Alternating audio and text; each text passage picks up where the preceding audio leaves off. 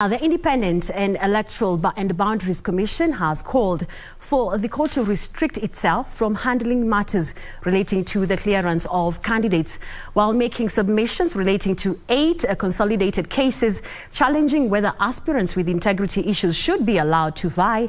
IEBC maintained that it should be allowed to exercise its mandate without some assumption from other bodies. A 3-judge bench formed to hear the cases has retreated to draw its judgment.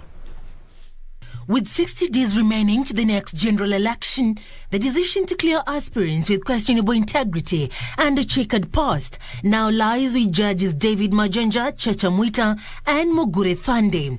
The thorny issue of contention arises from Article 75, Sub-Article 3 on the conclusiveness of whether once a state office is dismissed or removed from office should be cleared to vie again despite appealing against the ouster. We urge you to make a finding that while looking at the leadership and integrity provisions, Article 193 Sub-Article 3 and 93 Sub-Article 3 of the Constitution state that a person cannot be disqualified from holding public office unless all remedies are exhausted. Whatever decision the IEBC makes for or against Honorable Sonko is reviewable, and the courts would have the last word.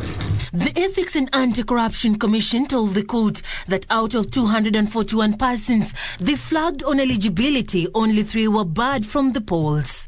When the aggrieved candidate is appearing before IEBC,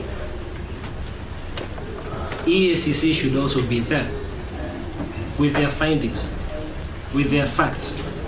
The IEBC defended its independence as a commission, saying it shall be allowed to perform its functions without usurpation. That this court must decline jurisdiction, my lord.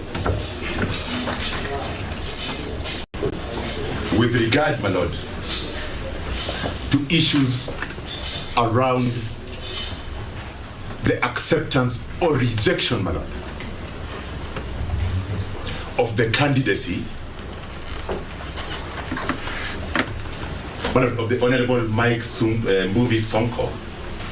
Article 249(1) decrees that the objects of those commissions and independent offices are to protect the sovereignty of Kenyans and promote constitutionalism.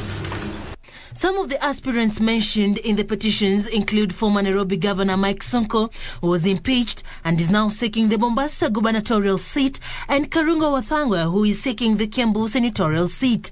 The ODPP maintained that if one is convicted, then they fail the eligibility test. You must protect the people of Kenya from persons that seek office when they have moral questions hanging over there. The judgment will now be given on notice. Serafina Robi for Prime Edition.